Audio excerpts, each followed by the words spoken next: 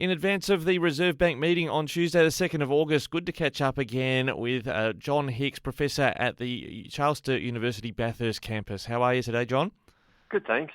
We had a great chat last time about the context here with interest rates rising. I guess just first of all, the Reserve Bank Governor Philip Lowe had been talking about the bank's expectation that rates wouldn't be rising until maybe next year or the year after that. What's changed to make those rates now going up so rapidly? Well, I think we've had some changes in economic outcomes right across the world that have led him to change his mind on where interest rates are going. The war in Europe has created an inflationary situation that is probably worse than most people expected it would be, and as a result, we need to see interest rates rise in order to cut back on demand and bring the inflation rate back under control. Now, I don't want to assume listeners, comprehensively understand economics like yourself. I've tried to find a good analogy. Is the economy a bit like a locomotive, and all that the interest rate thing is for the Reserve Bank is just like the single brake you've got on the locomotive? Pretty much that's the case. And the other thing too is that it can take time to act. It's not instantaneous, and the timing is quite uncertain. And that brings us to the context of that review that's happening. The Labor government has promised during the election, I believe, that they would have this review of the Reserve Bank. Is that really aimed at looking at whether that sort of single lever of increasing the cash rate is adequate to assist with controlling inflation? I think they'll look at a whole range of different things in this review, but the interest rate impact on inflation is one of the things that they will be looking at. And I think it's appropriate that they do look at it. It's not to say that the Reserve Bank is doing anything inappropriate at the moment, but these things from time to time need to be reviewed so that we can be sure that the best information is flowing and the best decisions are being made in a timely way. And is the Reserve Bank structure, like we're talking about, using the cash rate to have a target inflation rate, is that similar to how, say, the US Federal Reserve or how the EU structure is, or have we got a somewhat unique system? Yeah, not all central banks around the world operate in this way, but quite a number do. And the Americans, for example, pretty much operate in much the same sort of way.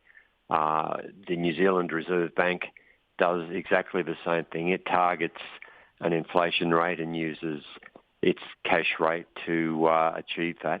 And when you look at the broader context, you talked about the external factor of the war in Ukraine. I presume that's the major factor we're talking about here. But on the domestic front, to what extent does the Reserve Bank not have control over, the government's reopening state and international borders and the economic impact that has? They had to sort of project that they didn't really know how long the COVID-19 impact and related economic restrictions were going to continue.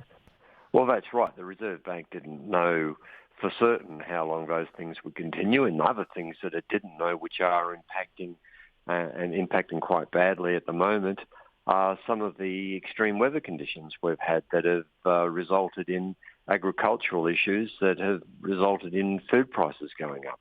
Yeah, that's right. Certainly the flooding in northern New South Wales, for instance. So, is it fair? I guess there'd be some criticism that is floating around at the moment about the Reserve Bank's inability to foresee these conditions. But, no one's really got a crystal ball, do they? Well, that's right. We don't have a crystal ball. We do have models and we do have data flowing through on which we can assess these sorts of things. And the Reserve Bank has certainly been doing a lot of that. But it is a bit unfair to be suggesting that the Reserve Bank has not behaved appropriately in the context of the times that we've got at the moment. Things are really quite uncertain, and I'm quite confident that the Reserve Bank is doing its job and doing it quite well. And I'm sure that this review that they're going to have will pretty much say so.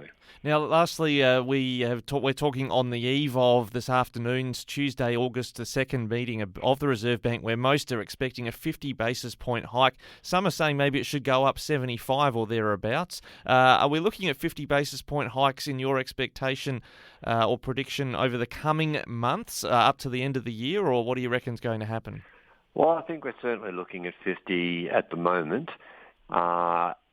happen in the future depends on how inflation responds. If things say pretty much the same, then yes, we could perhaps expect a further 50 basis point increase. If things started improving, then maybe we don't need to go that high. Yeah, I think those figures that came out, late last week on inflation, or the CPI, indicated we're a little bit higher than expected, around the 6 mark. The target range is what, 2 to 3 for the Reserve Bank? 2 to 3 on average, and the average is pretty much within that ballpark over time, although we have got out of the bounds at the moment.